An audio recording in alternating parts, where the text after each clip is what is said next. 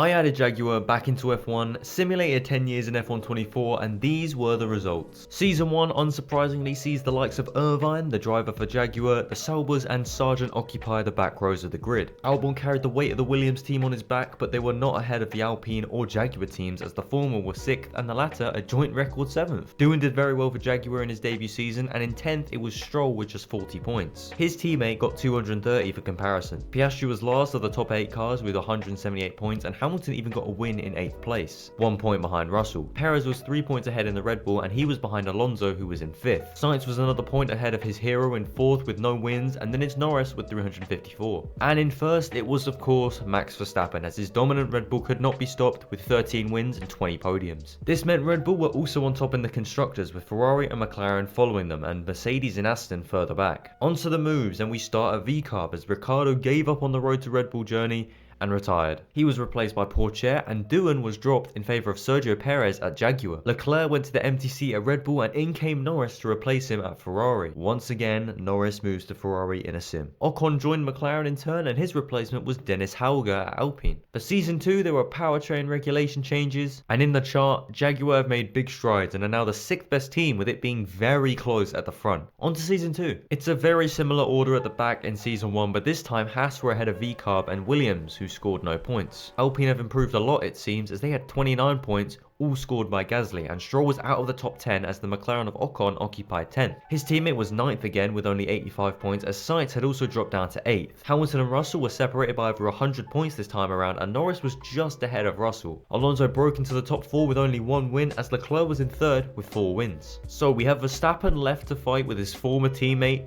Sergio Perez. Jaguar had somehow built a supercar in just their 2nd season, and thus it was Perez who won the title by 21 points to Verstappen. This meant Jaguar jumped to 2nd in the standings, although they were nearly 400 points behind Red Bull in 1st. It was a close fought fight for 2nd, and Aston weren't too far off in 5th. McLaren were in their own world, and I guess the same could be said for Alpine in 7th. I don't know what's weirder, Jaguar winning a title in Season 2 or the world champion being Sergio Perez. The only thing that could explain this is maybe he was using some new equipment this year, and maybe that said equipment was the brand new GameSir Tarantula Pro, the best new controller coming out in 2024, and the thing that will save Sergio Perez's F1 career. Let me tell you more.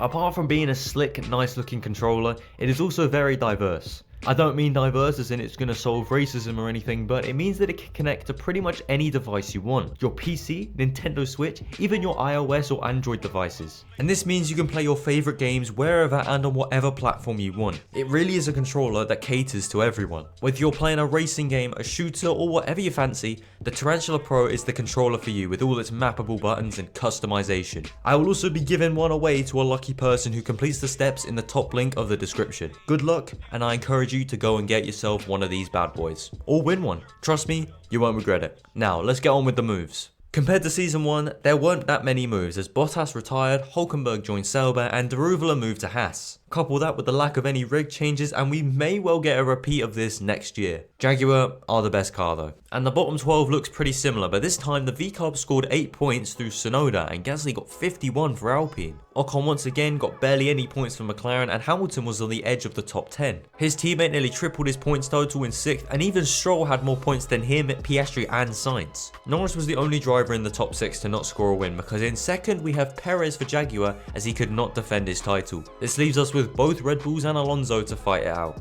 Well, in 3rd it was Leclerc with just 2 wins and 376 points. So, who won? Well, it was Alonso in 2nd with 8 wins, as he couldn't get close to Max, who had 11 as well as 19 podiums.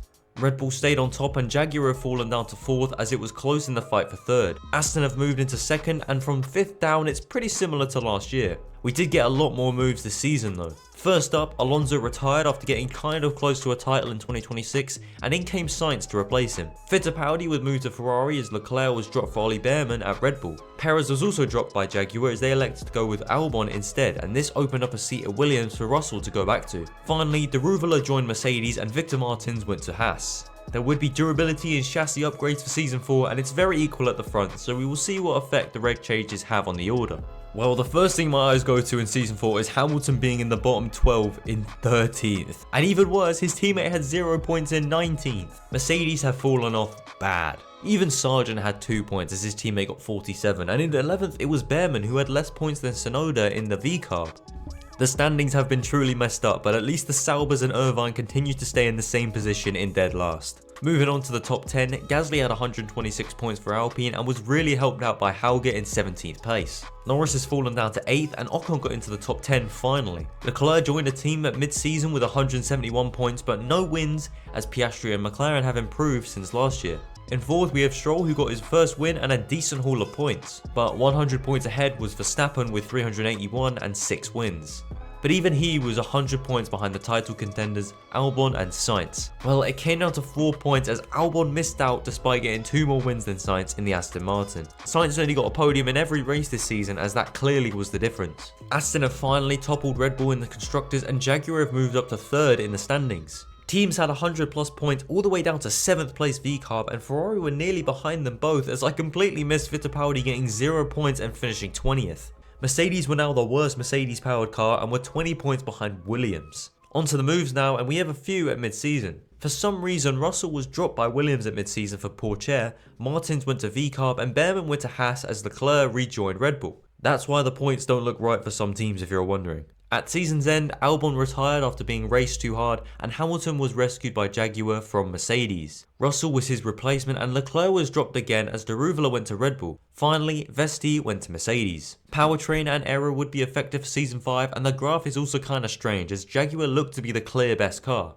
Even with the reg changes, it looks like Mercedes and Ferrari have not fixed their issues as Vesti and Fittipaldi were in the bottom half of the table. Sargent nearly outscored his teammate in 16th and Tsunoda carried VCarb once again.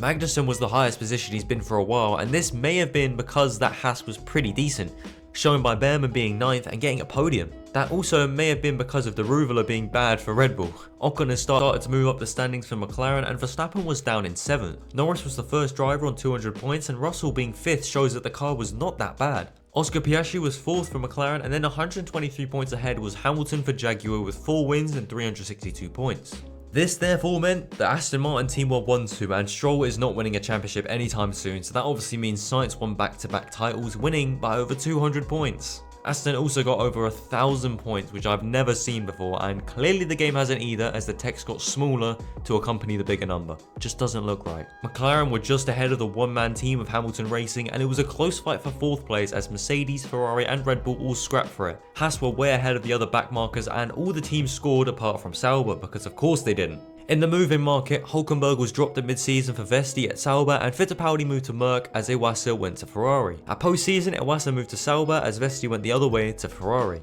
Ocon was dropped by McLaren as they signed Doohan and Pourchaire was also dropped for Richard Verschoor. Tsunoda got replaced by Hamilton at VCarb and Hamilton was also replaced by Behrman by Jaguar. Finally, Hauger went to Haas as Maloney joined Alpine. There are no reg changes for season 6, so apart from Aston clearing the entire field in performance, let's move on to next year. We've got a few more drivers this year and once again we have Vesti in the bottom half of the grid while driving for a good team. Perez is also back but didn't do much and Fittipaldi did mid for the Mercedes team in 12th. Ocon was also back but he couldn't do much as Doohan was 10th for McLaren. Deruvula was in the lower half of the top 10 once again and Pourchaire came in at mid-season and got more points than him. Embarrassing, especially considering his teammate had 248 in 5th. In 4th is Piastri who didn't get a single win along with 3rd place Behrman as Aston Martin took all of the wins. And once again, Stroll is not winning a championship so it was Sainz to take the win once again. He got 1 point less than last year despite being on the podium in every race, so I don't know how that works. Aston improved on last year, getting nearly 1100 points, and McLaren were a clear second as Red Bull and Jaguar were very close in 3rd and 4th. Mercedes and Ferrari have fallen off a bit, and then after them, it's down to the low point scorers as VCarb were the best of them. But now it's time for the moves. There were a lot once again and a lot of action at mid-season as Maloney was dropped, Fittipaldi went to Alpine, Ocon moved to Mercedes, Doohan got replaced by Pourchaire and Vesti was dropped for Perez at Ferrari. And then at post-season, Ocon was dropped by Mercedes for Richard Verschoor. Truly embarrassing. Pourchaire joined Williams and Maloney somehow got in the McLaren and Hauger was replaced by Crawford at Haas. Zhou was silently dropped and Doohan joined Sauber as Perez and Vesti swapped back and finally, Martins got his seat taken by Arthur Leclerc at VCarb. But with the introduction of new chassis and power reg changes, can Aston Martin and Sainz be toppled? Well, in this season it was a lot closer as everyone down to 20th place Fittipaldi scored points. Another Mercedes and Ferrari in the bottom half. There's no rewards for guessing 10th place either, as Daruvula was low once again as his teammate was 5th. Iwasa did not score 128 points for Sauber, don't worry, but I mean, I'm not going to spoil who he moved to, am I? Anyways, Piastri was 4th once again, and the same went for Behrman in 3rd. They still couldn't steal a win off Aston Martin as Sainz went for his most dominant yet with 628 points, and this helped Aston break the 1100 point mark. The order stayed very similar in the standings, and as you can see in 11th place, Sauber got 2 points, not 128. So who got their 2 points, because it definitely wasn't doing? Well, it was Maloney after he and Iwasa did a seat swap. At post-season, Magnussen retired and so Jaguar entered the grid with Haas. The Ruthless reign at Red Bull was finally over and so Jack Crawford went to that team. After finishing 2nd 3 times in a row, Stroll was on his way to Haas as Ocon got the Aston Martin seat. Verschoor was dropped as Benavides went to Mercedes and Vesti was replaced by Victor Martins at Ferrari. Oh yeah, remember that guy Charles Leclerc? Yeah, well, he retired. Let's see if anyone can take down Aston in Season 8 with the help of no reg changes though. Martins and Benavides did their best Vesti and Verschoor impressions in Season 8 as they were 11th and 12th, and to be honest, Crawford was doing a pretty good Daruvula impression in 10th for Red Bull. Big shocks though, because welcome to the video Eddie Irvine as he finally woke up and decided to help. Behrman wasn't too far ahead, but at least someone outside of the top 2 had gotten a win. Ocon was down in 6th for Aston Martin as we have conclusive evidence of why Stroll is better, and Russell was 5th, just behind Iwasa in 4th. Verstappen was still going strong for Red Bull in 3rd, and I don't remember the last time he won a race. But let me tell you, the top 2 were very clear of the rest. But after 4 seasons of straight dominance, Sainz was beaten by Oscar Piastri as he got 16 wins and walked all over him. Aston were finally off the top spot in both championships, and with that McLaren took over with Red Bull back in 3rd and Jaguar staying 4th now that they had 2 drivers. Ferrari were down in 6th place as VCARB was 7th, and no, your eyes are not deceiving you, Sauber did finish ahead of another team in the standings. Now the moves, and we start with Fittipaldi who got replaced by Verschoor at mid-season, and unsurprisingly, Crawford was dropped, but somehow Martin stayed. Zhou came in his place, and at post-season, Red Bull reversed their decision and re-employed Crawford. Ocon was dropped by Aston Martin after not coming 2nd and was replaced by, of course, Jehan Daruvula. Verschoor was dropped and Novalak joined Alpine, with Martins getting replaced by Correa at Ferrari. Benavides was also dropped with Fittipaldi going back to Mercedes. Behrman was dropped by Jaguar, and with that, Norris joined Jaguar. Russell went to Ferrari, and finally we came full circle as Hamilton returned to Mercedes for Season 9. There would be reg changes as aero and durability got affected, as the graph shows some very equal teams fighting for first place. Well, Sauber came back down to earth in Season 9 as they were back to the foot of the table. Correa scored just 3 points for Ferrari, as even Tsunoda, who came in at mid-season, got 19. Crawford once again stunk out at Red Bull and Hamilton took his place in 10th. Fittipaldi actually came good after 9 seasons, and in 8th, Daruvula won a fucking race for Aston Martin. The Jaguars were solid in 6th and 7th, but importantly, Russell was 4th with 263 points, with Correa showing he might be the worst driver out of them all. Sainz was 3rd with 2 wins as his reign is finally over. And after many years of no wins, Verstappen was 2nd with 2, as Piastri won his 2nd title in as many years as he got 19 wins and 22 podiums. The order stayed very similar, and the backmarkers have never been further from the rest of the teams, as 7th place VCARB had 1 point, while 6th place Mercedes had 176. At mid-season we had a few moves as Pourchaire was dropped for Martins and Crawford was replaced by Yuki Tsunoda at Red Bull. At post-season, a lot happened. Daruvula, Fittipaldi and Russell were all dropped for Crawford, Hauger and Tsunoda. 3 absolutely stupid moves. Benavides would move to Red Bull as Norris retired, leaving Jaguar with no option but to go with Gasly. Piastri returned to Alpine for a homecoming after his 2 title wins, and Stroll moved to McLaren with Verschoor going to Haas. We were going to have a good fight in Season 10 with Piastri in a bad team and Sainz not in a rocket ship anymore. There were no reg changes, so without further ado, let's move on to the final season. We now have an insane 26 drivers on the grid in Season 10, and of course it is Nico Hülkenberg, a nearly 50-year-old Nico Hülkenberg by the way, in last place. Fair play for him staying the whole 10 years though, compared to other old drivers like Alonso and Charles Leclerc. For the final season, I have highlighted the drivers that moved teams mid-season by colouring in their position corresponding to the team they moved to. For example, Zhou moved to Ferrari after Correa was dropped at mid-season. Stroll was 12th for McLaren, and I'm not missing you Benavides in 14th for Red Bull. Even worse though was Gasly, who had only 8 points for Jaguar and was actually beaten by the 11th team driver for the first time in a while. We had a lot of stand-in drivers in the top 10, and Hauger actually did really good for Mercedes after being bad in bad cars all sim. He was 5th, and in 4th we have Carlos Sainz. Irvine was a very good third for Jaguar, and who knows what would have happened if we had 2 drivers for the whole sim. But in second it was Iwasa for McLaren, as Max Verstappen claimed his first title since season 1 to perfectly round off and end the video. So we've learned what Jaguar would do nowadays in F1, but how about we add a team that has never raced in F1? Well, I added Bugatti to the F1 grid in the video that is on screen now. Give it a watch, and thank you for watching.